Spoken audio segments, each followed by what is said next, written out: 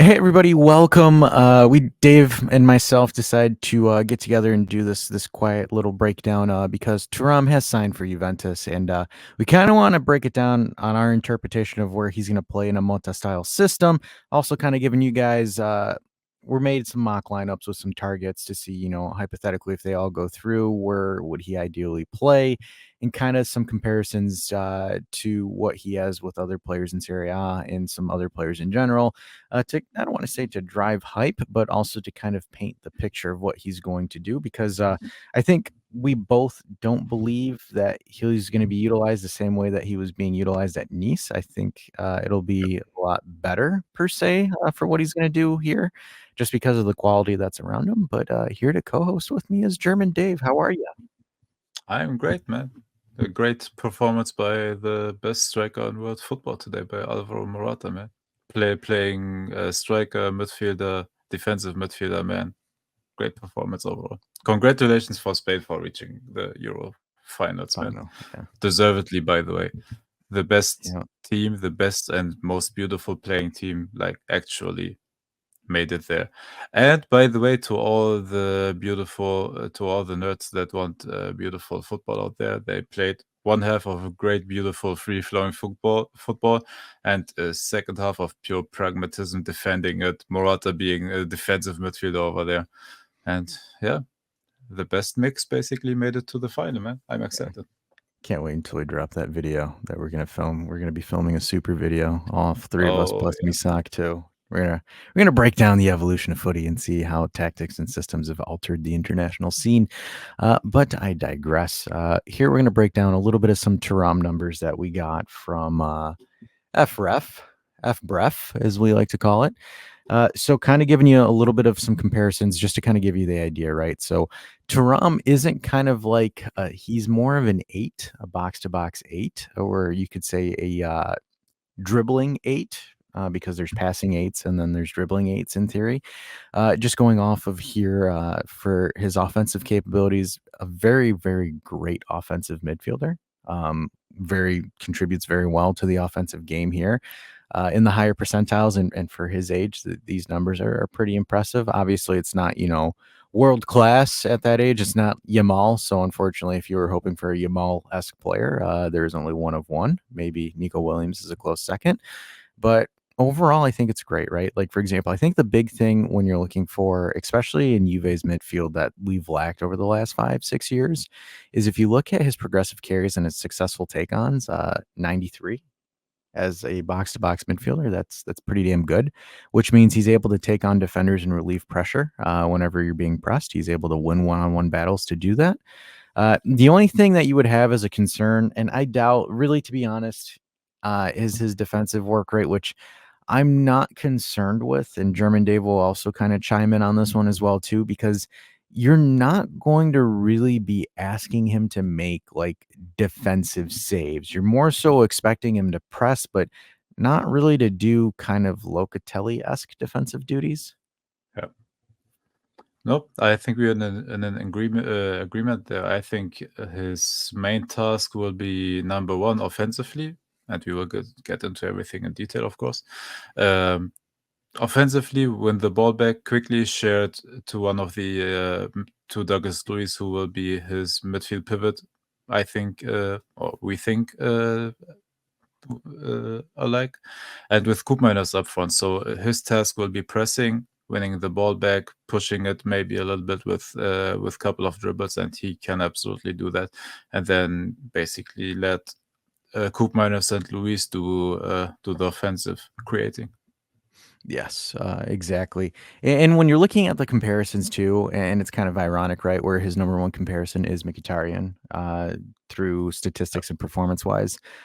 Because, like, for example, a lot of people can, say that he's old, but the way that he contributes to inter midfield is what makes that inter midfield so dynamic.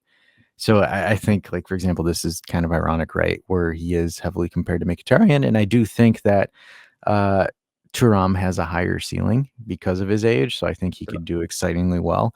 I mean, even though it's ranked at 9 here, but if he is able to contribute in the levels of Valverde, that would be absolutely insane. Yep. I would love that. Also, if you look at 10, it kind of might give you a little bit of a spoiler of potentially Rabiot not extending. Absolutely. Uh, so they are looking, and it kind of goes to show, though, right? Like people weren't big fans of Rabiot. However, his profile is duly needed, and I think Gentoli has identified that in the replacement too. So Thuram Yep. does have the makings of the Rabiot profile. So if Rabiot does walk, Thuram might be better. I think there's some things that Thuram does quite well versus Rabiot, and there are some other things that Rabiot does better. But the difference is, right, is going to be the cost financially, Yep. right, as far as salary and all that. And I do think Yep. that Rabiot has kind of gotten to the pinnacle of his powers versus where Thuram still has more room to grow, which is good. And I think he is.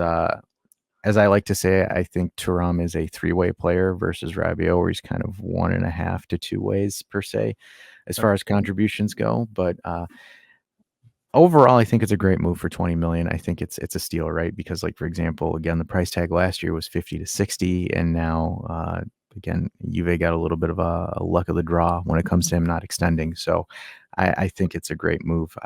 Do you have any other thoughts on that before we No, get in the board? it's completely a low risk, high reward move. Basically, you paid only half of what Nice wanted last summer. We are in the lucky position of a couple of the Premier League teams not wanting to pay that money. So that's why he wasn't sold last summer. And now he basically fell into our laps, and I don't mind it for half the price of what he would have gone last season. It's a low risk, high reward move.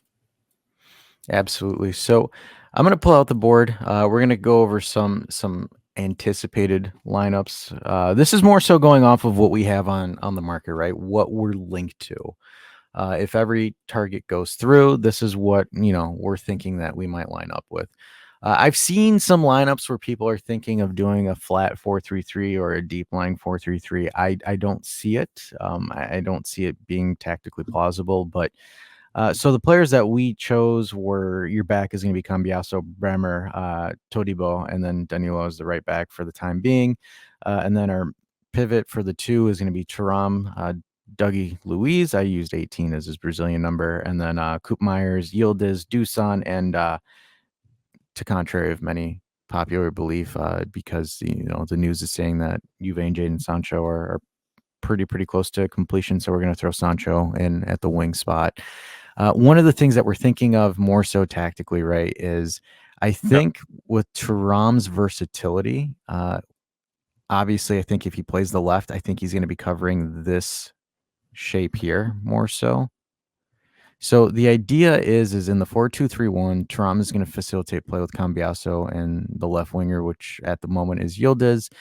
Though I do think from his versatility, don't be shocked if you see Koop Myers and Thuram interchange places. Because, like, for example, Thuram has high energy. He can press very, very well.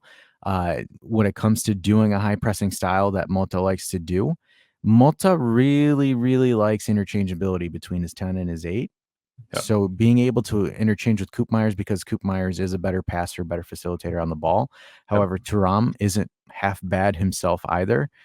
So you have that as an option where Thuram is covering that space and interchanging with Koop Myers. And then the other thing too is because of his inverted capabilities, you can do this now, which Juve couldn't do before.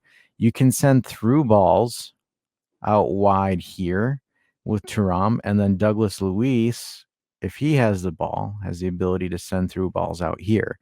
So they're able to stretch the field out quite well. And I think Thuram does very, very well when he has a ball playing six next to him. And I think Douglas Luiz is one of the better ball playing sixes that Yep. is out in world football right now. And that's, again, it gives your midfield multiple packages to attack the game at. Where before, right, the older Juve, it was heavily considered like Locatelli would have to facilitate everything in the way that he would play. In this case, it'd be more so Bremer than Loca. But when you're running Luiz and Thuram, it's almost like, for example, they're complementing each other and they're able to stretch the field, which Juve can't do that. Even like, for example, if you're playing, say that Koop Myers doesn't come, which I very highly doubt that he doesn't, because I think he's crucial to what they're trying to play. Yep. But you could play a little bit more of a flat three with Fajoli, Douglas Luiz, and Thuram here, where you're still able to stretch the field because all three of these are great passer or decent to serviceable passers. Some might be great. But again, with Thuram's versatility to cover the left and the left side of the pitch and interchange with Yildiz and Cambiaso, if that's what Mota chooses to play, it gives you essentially this entire area of the field. You'll know that you'll have creativity. You'll be able to interchange, invert, stretch the field. It gives you multiple options that Thuram is able to attack the game. So tactically, I think it makes very, very sense. I think Mota-esque. He is very Mota-esque, what Mota is looking for his midfielders. So I'm personally excited. I'm as well. And just to go into another direction as well, because a problem that we had last season, for example, or over the past seasons with Rabiot in that same position as Thuram will be in, what our problem was, we were slow on counterattacks because Rabiot's not the fastest dribbler. He doesn't carry the ball forward as much, and also in addition to that, he's not the best at sharing the ball. Thuram solves at least one of those problems. He may not be there yet where Rabiot was as a passer, and Rabiot wasn't the best passer like already, but Thuram can carry the ball forward like a beast. Like he receives the ball deep. If Koopmeiners, for example, is not open, or you win the ball back after a corner or whatever from the opponent, he can push the ball forward like a beast. Like he's a monster at that one. He speeds up the game. He still can control the ball, and especially on the counter attack where he doesn't have like lots of opposition in front of him, like he's very good at that. And if he has like some players right next to him that are pushing forward as well, he can lay the ball off to them as well, so it helps with that one. And also another point that I wanted to go into, because Todibo from Nice is right now very heavily like rumored with us, so couple of stats on him. He's also one of the best passing defenders in Europe, and in addition to that, being an incredible like beast as a defender. For example, he has a pass completion of 90% in nearly every single of his season that he played football. For example, last season with Nice, this past one, he completed 38,405 yards as passes, and a third of those being progressive passes that are leading towards the opposition box. 93% on short passes, 93% on medium long passes, and 60% on long passes. So his progressive passing and how he will also facilitate from the back will be incredible for this midfield if it's true that we will get him. He can share the ball for Luis, for example. Thuram can push forward if Todibo goes into that gap where Thuram is right now. Thuram pushes forward and you have basically Todibo next to Luis, and then he can pass it to Luis, or maybe push it even to one of the wingers or to Koopmeiners directly. So the chemistry right now of this team and the composition we have right now, or what is at least planned by Giuntoli and the scouting department, it looks to me like we have a clear plan to build from the back, which is also why we got Di Gregorio in the first place. And this Mercato, which is completely different to the past years, it makes absolutely sense with every single position that we are getting. Even the wingers, Yildiz and Sancho, who's also right now heavily rumored, like can invert. For example, if you have Thuram, and as Dash so eloquently explained, with his through balls to the right side, for example, Sancho inverts a lot. He can finish with both feet. He can pass it with both feet. If he receives the ball at the edge of the box where he inverts into that area, he can finish it. He can pass it. And that will help Dusan as well, because it frees space for himself, because Sancho will be binding at least one player on the edge of the box, which gives, for example, Dusan more space. So all around, it will benefit the team way more with the composition that is planned right now. And I love what we are doing right now. It's really good. Yeah, and one of the big things I wanted to add too, because he's very good with take-ons and carries, whenever most teams will try to counter press you and they'll man mark something like this, if Thuram is able to beat his defender here, you look at the space that's that's unoccupied here, that's a huge amount of space, which then forces either a right back, a center back, or another midfielder to try to crash in and contain that space. That one take on, that one successful take on, if Thuram is able to do that consistently, pulls one of these guys in and out of position, which then will free up another position on the field. Where Thuram is capable of making a decent pass to where he's able to find that, which then can cause their entire press to collapse and then create easy opportunities. Again, he doesn't need to have Pirlo-esque passing. He just needs to Yep, be decent at moving the ball and identifying space. And from what we've seen on film and what the numbers show, he's there, right? Like, for example, he's able to be serviceable in that. absolutely. You're not asking him to be a world-class creator. You're asking him to be able to create space so you can seize the opportunity on Yep, it and then be able to beat the press, because that's going to be the main thing now, is that teams will press or counter press, or even, like, for example, if teams are sitting back and parking the bus against you, when you're in that mode, when someone is sitting back and essentially doing a low block, the ability to beat a defender one-on-one is crucial in that, because the absolutely. moment you beat someone one-on-one, it causes everyone else to shift and it could potentially fracture the defensive line. One of the things that, as many people might hate Max because he played defensive, Max made it sure that his center players or his crucial players would not get beat on 1v1s. Hence why Juve's defensive record was as stout as it was, despite the personnel that was there. So I think with this fits, and it's kind of ironic, right? Because we've never seen really a market where players that are coming in make sense. Even, like, for Yep, example, since 2000, I'd say 17, 18. I think yep, transfers at that point, you're still kind of like, I get it, but I don't get it. Where it's like now it's like, okay, you need this player for this profile, this player for that profile, and yep, that player for this profile. Everything kind of makes sense. Even, like, for example, with the outgoings, right? Like, for example, with Chiesa, with Keane, with potentially Milik, yep, um, just to name a few. Like, all of it makes sense. And on paper, it looks like we're going to be in for a treat. Obviously, what's on paper and what actually happens is a different thing. I think the biggest concern, right, is going to be whether or not all of these new faces are able to sync together. So training camp is going to probably be crucial, because you are bringing in a lot of people from different areas. Though, like, for example, if you get Todibo and Thuram, that's good because they've played together at Nice, so that kind of helps that yep, out. But uh, the good thing is you won't need Bremer to play the ball. And again, kind of like how you mentioned it, and how I think, and as well as I think Todibo might be better than Calafiori and at a better price. absolutely. So Arsenal might have done us a solid there. So Yep, that's our thoughts on that.